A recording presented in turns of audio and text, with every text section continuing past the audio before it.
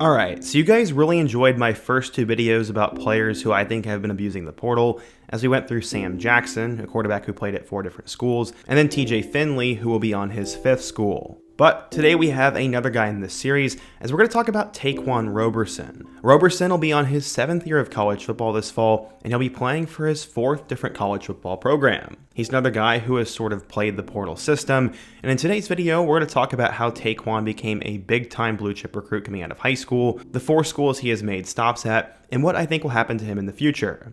Again, it's nothing against any of these players. I just think it's quite fascinating, as never in the history of college football have we seen players with these kind of stories. Today we're talking about Ta'Quon, but before we get started, if you're a big fan of college football, be sure to subscribe to the channel, leave a like if you want to support today's video, and let me know what player, team, topic, or situation I can cover next. Now let's get started and talk about Ta'Quon Roberson. But going back in time, Ta'Quon Roberson has an interesting story, as he grew up on the East Coast, more specifically in the state of New Jersey, and was always a big-time athlete and eventually took a liking to the quarterback spot and would excel at it.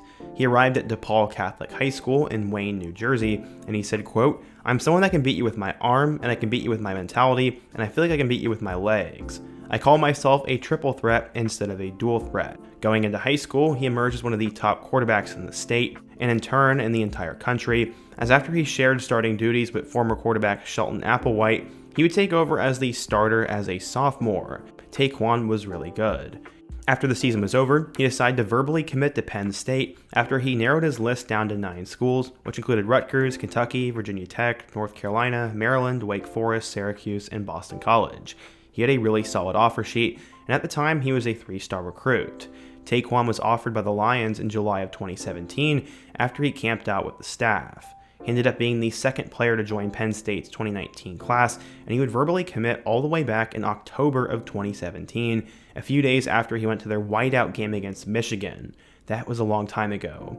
Roberson said, quote, "Outside of football, Penn State fits me well. It's not far from home, so my dad can come to the games. Coach Moorhead runs that offense perfectly, and when I went to Penn State, it was a beautiful atmosphere, and I just felt like I was at home." One thing that James Franklin likes to do is to bring in 2 quarterbacks per cycle, and the goal is to have 5 total scholarship quarterbacks at any given time. But it would never end up working out that way, but that was one of the goals with Ta'Quon, as they also brought in another guy in the 2019 class. During his high school days, Roberson led them to a pair of state titles as a quarterback, and during his senior season, Ta'Quon threw for 2,400 yards and 29 touchdowns, and also ran for 340 yards and 4 scores on the ground, and he actually played the back half of that season with a broken bone in his ankle. That to me sounds absolutely excruciating. He fought through tons of ankle aches and pains, and was basically on one leg during the playoffs, but it was his last opportunity as he was a senior. His offensive coordinator ended up saying, quote, "I remember a playoff game that year we lost in the semifinals, but he played an unbelievable game. He actually ran for 80 yards in that game on a broken ankle, and he's just such a tough kid and such a team-oriented guy." For his career, Ta'Quon finished with 4,972 passing yards and 887 rushing yards. He totaled 60 passing touchdowns and also had 7 total rushing scores. Originally, he was ranked as a low-end 3-star, but he became a 4-star prospect by the end of it, as according to 24/7 Sports, he was a 4-star, the number 8 dual-threat quarterback, and the 287th best player in the class of 2019. So how would Ta'Quon Roberson do at Penn State? Well, let's take a look. When Roberson would eventually arrive at Penn State, he was given significant height, but at the same time he was going to be on the bench as Sean Clifford was their guy. In total in 2019, he appeared in 1 game and had 1 pass against Rutgers. In 2020, things would be no different, as Ta'Quon was once again the backup to Sean Clifford and would not appear in a single game for the Nittany Lions. Going into 2021, head coach James Franklin knew that Ta'Quon would need to step up in case something would happen to Clifford. He said, quote, "It's time for Ta'Quon to take the next step, and we need him to." The Nittany Lions at the time had just 3 scholarship quarterbacks on the roster, as they had Sean Clifford, Ta'Quon Roberson, and then freshman Christian Vare. He ended up having 2 passing attempts against Ball State on September 11th, and he had his first career touchdown, which was a 23-yard pass. Funny enough, this was his first completed pass since 2018, and then he completed 3 passes against Villanova 2 weeks later. This was his most prolific game since high school, but nothing could prepare Ta'Quon Roberson for what he would have to face against Iowa. Penn State was having a tremendous season and was on the road against an undefeated Hawkeyes team, when all of a sudden Sean Clifford ended up having an injury. This was a near impossible assignment for Ta'Quon, who all of a sudden faced crippling expectations against one of the best defenses in the country and a team with a ton of momentum. Honestly, this is terrible, but Ta'Quon Roberson had one of the worst performances I've ever seen in college football history. He ended up completing 7 of 21 passes for a total of 34 yards with 2 interceptions. Penn State had an early lead, but blew it and lost 23-20. Honestly, I felt terrible for Ta'Quon in that game, as he really struggled, having only 50 total yards over their final 11 drives. Penn State had the most success when Ta'Quon was in an up-tempo situation where he could just use his legs. With just 7 passing attempts on the season and 8 in his career in 3 years, nobody could have expected him to actually be decent against a top 4 team and one of the best defenses in the nation. His offensive coordinator said, quote, "I don't really know if he was prepared." Luckily, Penn State got Sean Clifford back the following week, but in total, he had 85 yards with 1 touchdown and 2 picks on the season, and in total, Ta'Quon pretty much did nothing in his 3 years at Penn State. He had 85 yards. He would decide to enter the transfer portal for the first time, and all of a sudden, he was going to go to UConn. This was announced late in December of 2021, about 6 weeks after Jim Mora was hired as their new head coach, and he won the starting quarterback job for their 2022 opener against Utah State. They also brought in big-time freshman Zion Turner, and at the beginning of that game, he led the Huskies down the field for a touchdown on their first series and had the team moving, but after gaining 5 yards on a scramble, Ta'Quon had a terrible situation as his knee gave out. When all was said and done, he had torn his ACL and his season was over. We have no idea if Ta'Quon would have had a really good year, but it was promising on his first few reps. This had to be absolutely terrible and painful for him, and he would decide to get back up, recover, and try to fight for that next job.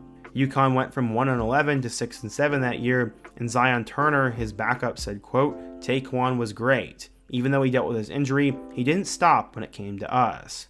After that, Ta'Quon would suit up for the 2023 season, and all of a sudden, he was the starter.